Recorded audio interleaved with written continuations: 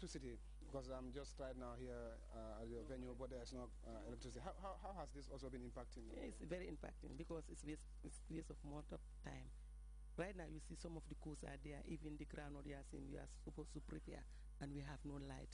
And even we was having a sponsor or somebody was helping us. We have a generator, standby generator. When the current goes out, we can use the generator, but we don't have generator. We always sit down and wait until we get current and process our products. And do you also teach maybe some of these techniques to our women, because these are very important? I can say these are not very, very difficult things to prepare. Do you also teach? Yes, already I get 3 girls here who are already finished their school, and they decided to come and work with me. They are not going to pay me anything, and I'm not going to pay them anything. They just want the skill only. Yes. And even if I see somebody who want to train, let her come here. Most of the time we do hear women just sit back. People, Gambians, will just sit back and ask for help before they start doing something. But you are setting the pace. You are not sitting down. No. You are taking the lead. How important is this? And what would you tell other women? I'm appealing to all women to try and work together. Work together is more easy. Single cannot do anything, while double is very easy to work together. Let us come together and we join what we have, then we can work together very easily. Food processors need to be trained and empowered so as to create job opportunities and enhance income generation from their garden and poultry farms. These locally produced cereals are processed into finished goods. Items such as chakri, findi, mbahal, hot pepper sauce and jam are bottled and well packaged.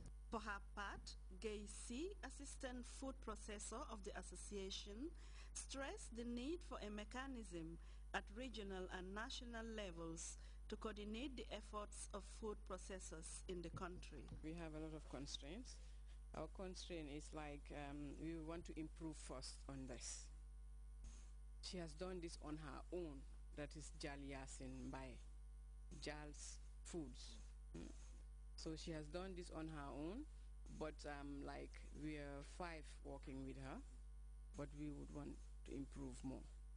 The improvement is 1, on the packaging. If you check, some of the packs are different. Some of them has labels, some of them don't have. So that means there's constraint somewhere, somehow. My packaging is different from the other packaging. I use Ziploc bags. So, and we want it to be unique. If you are working in an environment where everybody is thinking of the same thing, we should all work together and have the same thing. What must have inspired you to come together to actualize such a wonderful project?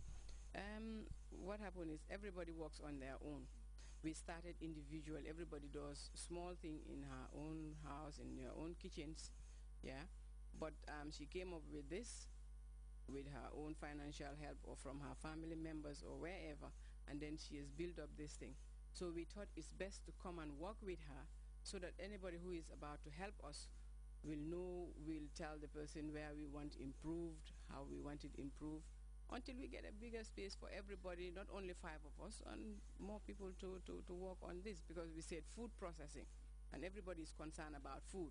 Like already the Gambia has food problems. We are hearing of food shortages in the CRR, URR, and other places. Actually, the whole Gambia, I should say. So we all have that kind of problem. So with food processing, it should be, if there is no food, what can we process? We cannot process anything. So that's why we are appealing for help to be able to buy the raw material itself, to be able to improve, because if they see this, they'll know there is room for improvement in areas. So we need those kind of improvements and then other inputs. Because if we think there are other people with hygienic things to come along, improve this, do that, because you can see we have already, she has 2 solar dryers. Maybe we need more solar dryers.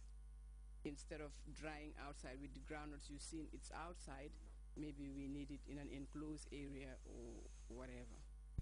Food processing is a very it's not a much developed industry in the Gambia here, because most of the foods that we Gambians use or we consume is imported. But this project that you women have come up, we've seen that you use locally made products. Yeah, how important is this for the Gambia and for the food processing industry? Local foods, like the president is encouraging people to go back to the land. If they go back to the land, you farm. Where do you sell? You cannot eat everything. So that means the food processors have to buy the raw materials and start to process it. So, but other people, people like to import, maybe to be important, or I don't know, to buy from the supermarkets. But I think the things that are locally grown, locally eaten, are more hygienic or are fresher. The other ones, you don't know where they come from. Like if start with the juice, you go and buy these juices, the small ones. Here, we have the wonjo. You can use that to prepare for your kid, or the baobab, to make baobab juice for your kids to take to school. Why don't, if you don't start encouraging your kids to use those local foods now, they cannot.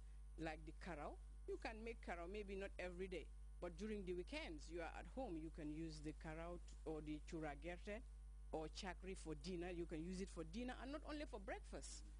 But people don't like to use the local foods. One is like they don't want to use it. Attitudinal change should happen. People should be what? More educated to show that the food is healthy, it's hygienic, it's done under strict hygienic conditions. You can see we are trying, it's not much, but we are trying our level best to have it to standard. This association supports lots of Gambian women and encourage them into local food processing and preservation, as they plan to build a processing plant for vegetables that can compete in international markets. This will help explore potential source of supply of the needed goods and patronize more women by buying their vegetable, chicken, and other farm produce. Welcome back. Some of the executive body of the African Women in Leadership Organization recently briefed the Vice President and Women's Affairs Minister on the upcoming Women Conference to be held in the country in June 2012. The Gambia is hosting the 4th edition of the African Women in Leadership Conference. This important event is being spearheaded by the Gambian Women's Federation and the NGO community, with support from all the distinguished women of this country. Now, we have a mission who are here with us, whose objective mainly is to see our state of readiness in preparation for this very important event, which is take place from the 13th to the 15th of June, as I said. So the press is called purposely to be told what the whole event entails as part of a mechanism to create awareness for the event. The African Women in Leadership Conference 2012 will be the largest gathering of African women on the continent.